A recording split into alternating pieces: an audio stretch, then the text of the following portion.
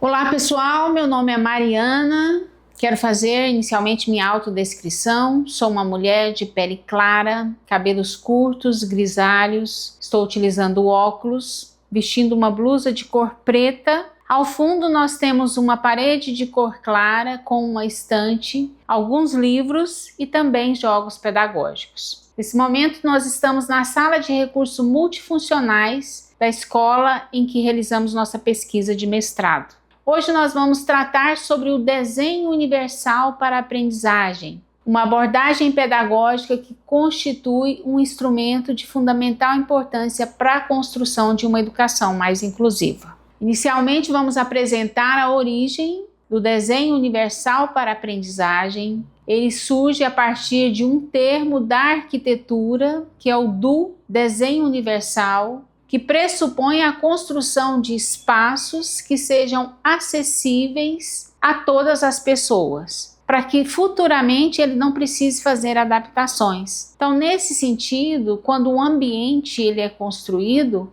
a gente pode citar, por exemplo, uma escola, ele vai ser projetado desde o início para trazer acessibilidade ao maior número de pessoas. Então a escola ela vai possuir rampa, vai possuir espaços internos acessíveis, como banheiros. E essa acessibilidade ela não é construída e projetada apenas para pessoas com deficiência. Ela é projetada para todos. Como, por exemplo, um aluno que vem para a escola com uma mochila de rodinhas, ou uma mãe que vá participar de uma reunião e traga um carrinho de bebê. Então, são espaços que possam trazer acessibilidade a todas as pessoas. E quando esse conceito da arquitetura, que busca projetar espaços físicos para atender a todas as pessoas, ele é transposto para o campo educacional, ele basicamente segue os mesmos princípios, mas agora trazendo para o campo pedagógico, para a aprendizagem dos alunos.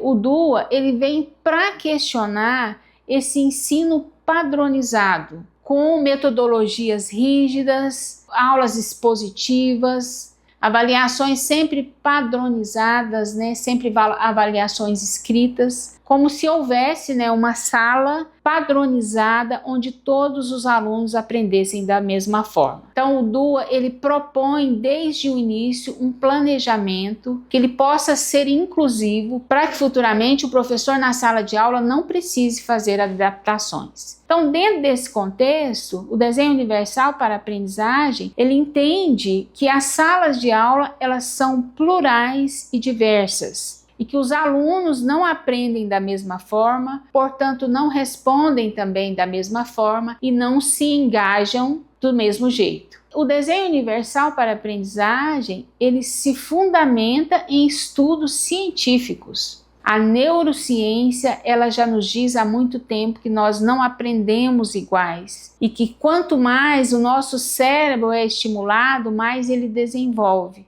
O DUA, ele se fundamenta basicamente em 3 princípios, que é o princípio do engajamento, que diz respeito às diferentes formas que o professor vai utilizar para motivar e envolver o aluno no processo de aprendizagem.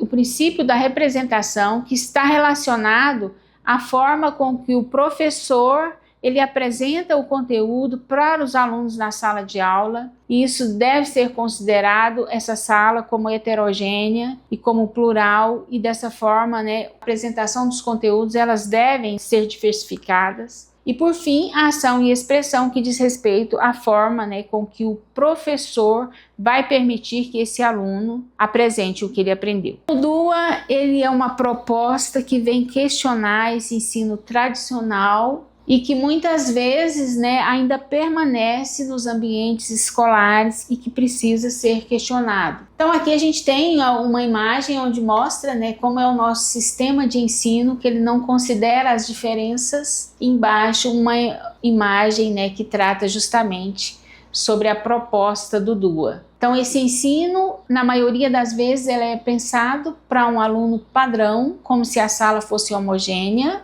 com estratégias únicas de ensino, e ainda ele pressupõe adaptações futuras depois que as dificuldades aparecem. Então ele vai na contramão do que a abordagem do desenho universal propõe, né? Que é justamente o desenho universal. Ele não fala de adaptações, ele fala de um currículo acessível desde o início que possa atender a diversidade da sala. Bom, por que então a gente considera o DUA inclusivo? Por uma série de fatores, inclusive a ideia de que o DUA ele trabalha na redução de barreiras. Ele entende que essas barreiras estão no ambiente e não no aluno. Com isso, ele amplia a participação de aprendizagem de todos no contexto escolar. Além disso, ele diminui a necessidade de adaptações futuras. E, por fim, ele desloca o foco das dificuldades do aluno para as práticas pedagógicas. Bom, nas considerações finais, a gente apresenta aqui a importância, né, da escola estar atenta para novas metodologias, novas abordagens. Isso enriquece o ambiente escolar. O DUA se apresenta como uma proposta.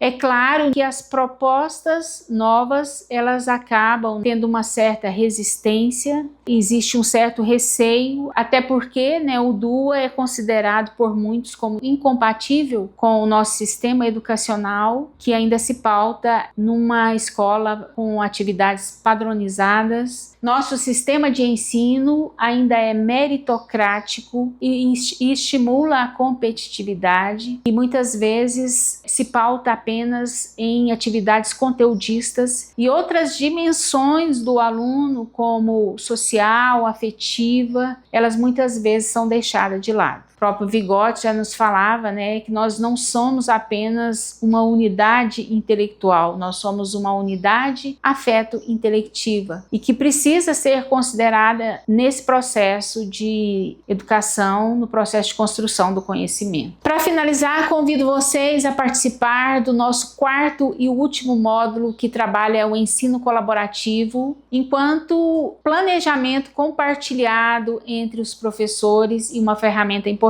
na construção de um ensino mais inclusivo.